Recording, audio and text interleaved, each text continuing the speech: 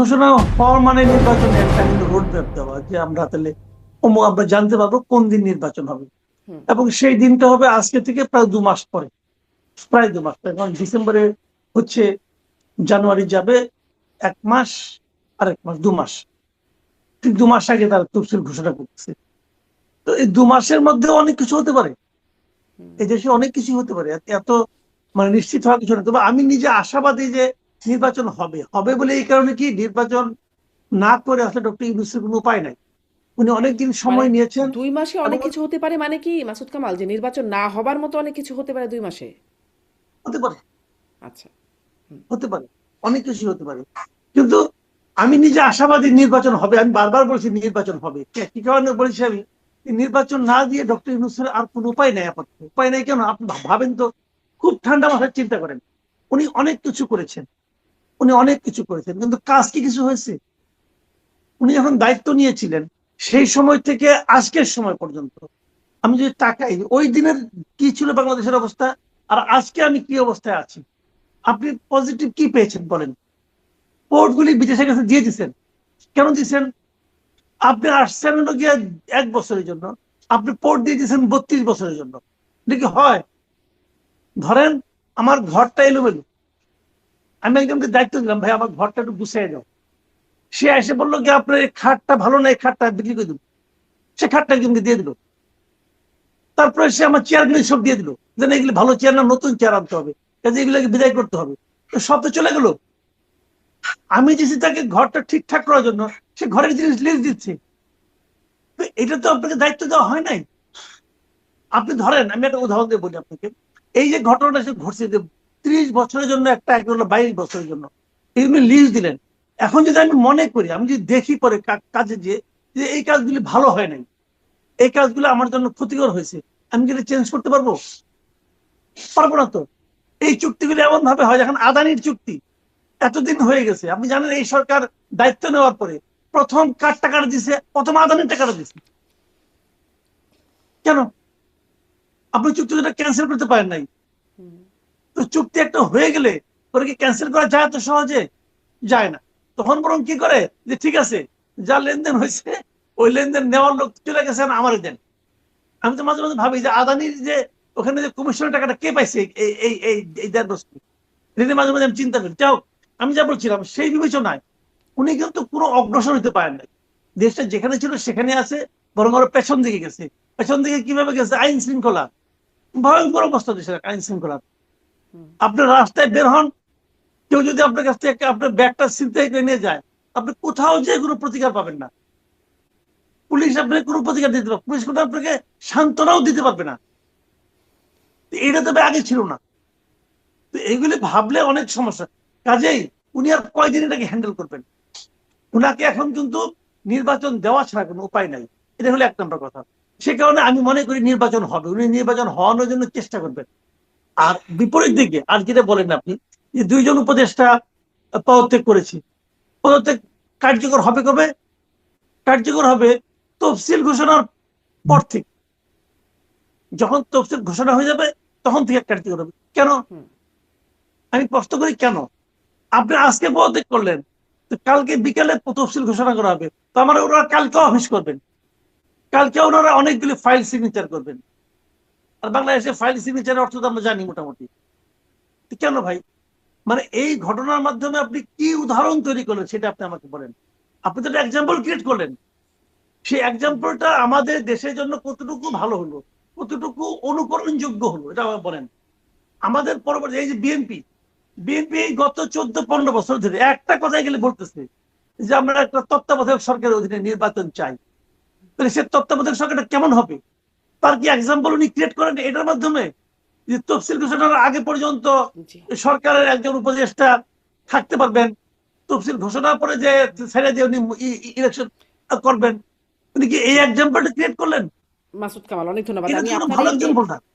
একদম স্পষ্ট। আপনার এই প্রশ্নগুলো নিয়ে আমি জনাব আব্দুল সালামের কাছেও যেতে চাই। জনাব আব্দুল সালাম, অনেকগুলো প্রশ্ন আসলে এসে গেল। তফসিল ঘোষণা, এদিকে চুক্তি, মানে সরকার যা করে গেলেন সেটা যদি আপনারা অপেক্ষমান সরকার হন, সামনে যদি সত্যি বিএনপি ক্ষমতায় আসে তাহলে তাদের জন্য কি হবে? একটা একটা করে আসি। প্রথমে আগামীকাল তফসিল হচ্ছে, সেটা নিয়ে আপনাদের কি মনে হচ্ছে, এবং উপদেষ্টাদের প্রসঙ্গটাও যদি বলেন। কেমন এক্সাম্পল ক্রিয়েট করলো মাসুদ কামাল যে প্রশ্নটা তুলছেন? তত্ত্বাবধায়ক সরকার, নিরপেক্ষ আপনাকে তত্ত্বাবধায়ক আপনাকে সরকারের ধন্যবাদ, এক্সাম্পল। মাসুদ কল ভাইকে ধন্যবাদ, এবং যারা শুনছেন দেখছেন তাদেরকেও ধন্যবাদ জানাই। সবশেষ হলো ধন্যবাদ জানাই যে অন্তত একটা স্টেট, যেটা আমরা এই সরকার রাষ্ট্রের ক্ষমতা নেয়ার পর থেকে আমরা বলে আসছিলাম যে একটা রোড ম্যাপ দেওয়ার জন্য, রোড ম্যাপ তো দেয়ই নাই, তবে শেষ পর্যন্ত চূড়ান্ত পর্যায়ে এখন নির্বাচনের শিডিউল ঘোষণা হতে যাচ্ছে আগামীকালকে। অন্তত এটা একটা পজিটিভ সাইন, এবং এটা অবশ্যই আমরা চাই যে ফেব্রুয়ারির মধ্যে নির্বাচনটা হোক, এবং একটা নির্বাচিত সরকারের কাছে তারা দায়িত্ব অর্পণ করে তারা বিদায় নেয়, এবং একটা নির্বাচিত সরকার দেশের যে সমস্যাগুলো ইতিমধ্যে পুঞ্জীভূত হয়েছে সেই সমস্ত সমস্যাগুলো দূর করে তারা একটা গণতন্ত্রের উত্তরণের পথে দেশটাকে নিয়ে যাবে, এটা আমরা আশাবাদ করি। আর আরেকটা যেটা উনি বলেছেন মাসুদ কর, সেই প্রশ্নটা আমারও, যে কেন তাদের এটা কার্যকর কেন? আমি তো বলবো যে এটা অনৈতিক। তারা যদি এই অবস্থায়, মানে তাদের দায়িত্ব ছাড়ার পরে আবার নির্বাচন অংশগ্রহণ করার সুযোগ পায়, এটা একটা অনৈতিক হবে কোনোভাবে। এটা অন্তত তারাই নৈতিকভাবে করা উচিত না, কারণ তারা একটা একটা ক্ষমতা এনজয় করছে এতদিন, এবং এই তাদের ক্ষমতা নিয়ে তো অন্তত কারো কারো বেলা তো প্রশ্নই আছে যে তারা কতটুকু নৈতিকতার সাথে পালন করেছেন, তারা কোনো অনৈতিক কাজের সাথে সম্পৃক্ত হয়েছেন কিনা। তাই কাজে এটা তারা যে ছাড়বে আর সাথে সাথে যে নির্বাচন অংশগ্রহণ করবে, এটা তো অন্তত একটা রাজনৈতিক কর্মী হিসাবে, আমার দলের প্রশ্ন ডিফারেন্ট, কিন্তু আমার রাজনৈতিক কর্মী হিসেবে অন্তত আমি মনে করি যে এটা নৈতিক ভাবে তাদের এটা উচিত না, এটা এইভাবে নির্বাচনে অংশগ্রহণ করাটা। এমনটা তো কথাও ছিল জনাব আব্দুল সালাম, যখন যখন তারা দায়িত্ব গ্রহণ করেন তখনই তাদের যে সহযোদ্ধা সাজ্জাদ সালাম তিনি বলেছিলেন যে তারা অনেক স্যাক্রিফাইস করছেন কারণ তারা নির্বাচনে অংশগ্রহণ করতে পারবেন না। তখন তো এটা শুনেও ছিলাম, কিন্তু এখন তারা নির্বাচনে অংশগ্রহণ করতে পারছেন। না, এটা তো ঠিক, কারণ আপনার তো ধরেন এটা এমনি তো, যেটা আমরা এর আগে দেখছি যে কেয়ারটেকার সরকারে যারা থাকে সেই সরকারে থাকা অবস্থায় পরবর্তী পর্যায়ে কিন্তু তারা নির্বাচন অংশগ্রহণ করতে পারে না। তো এটা এটা আমি বলবো যে নৈতিকতার দিক দিয়ে অন্তত এটা করা উচিত, এটা কোনোভাবে পারমিট করে না যে তারা আগামী নির্বাচনে অংশগ্রহণ করবে, জি, এটা উচিত এবার না। একটু এটাও জিজ্ঞেস করি যে যেটি মাসুদ কামাল বলছিলেন 2 মাসে অনেক কিছুই হতে পারে, এই সংখ্যাটাও একটা ব্যাক অফ দ্য মাইন্ড রয়ে যাচ্ছে। আপনারাও কি এরকম, আপনাদের মনেও কি সংখ্যা থাকে যে 2 মাস আছে, তো একটা এটা রোড তো ম্যাপ হলো কিন্তু হতে পারে অনেক কিছু? এটা তো নন্দলালের মতো হয়ে গেল।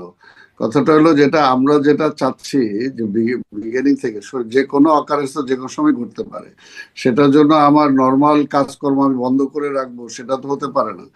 এই কাজে আমার নির্বাচনের শিডিউল দিতে হবে, নির্বাচনে আমরা যাব। যদি সেটা তো, যদি অ্যাক্সিডেন্ট, তো যে কোনো সময় অ্যাক্সিডেন্ট ইজ অ্যাক্সিডেন্ট, ওটার তো কোনো বিষয় নাই, তাই না? তো সেটার উপর নির্ভর করে তো আর আমরা চলতে পারি না। ওইটাকে আমাকে ধরতে হবে যে নর্মাল আর শিডিউল অ্যানাউন্স হচ্ছে, আগামী 2টা মাস আছে, এই 2টা মাসের জন্য আমার নির্বাচনের প্রস্তুতি নিতে হবে, এবং এই 2 মাসের নির্বাচনের প্রস্তুতির মধ্য দিয়ে একটা সফল, একটা সুন্দর একটা নির্বাচন হবে, এটি আমরা আশা করি। এবং এর মধ্যে দিয়ে অন্তত এই নির্বাচনের প্রক্রিয়াটা যাতে ব্যাহত না হয়, অন্তত সেটার ব্যাপারে সবাই অন্তত সজাগ থাকা উচিত। কারণ যেটা নিশ্চয়ই। মাসুদ ভাই যেটা বলছে, এটা তো সত্যি কথা যে বাংলাদেশের অর্থনীতির অবস্থা খুবই নাজুক, খুবই নাজুক। কাজে এই অবস্থায় আরো কয়েক মাস এমনি ভাবে চলুক এটা তো চায় না, কারণ দাতা দেশগুলো ইতিমধ্যেই তারা অলরেডি নোটিশই করে দিয়েছে যে কোনো অবস্থাতে ইলেক্টেড গভর্নমেন্ট ছাড়া তারা নতুন কোনো ইনভেস্টমেন্ট বাংলাদেশে করবে না।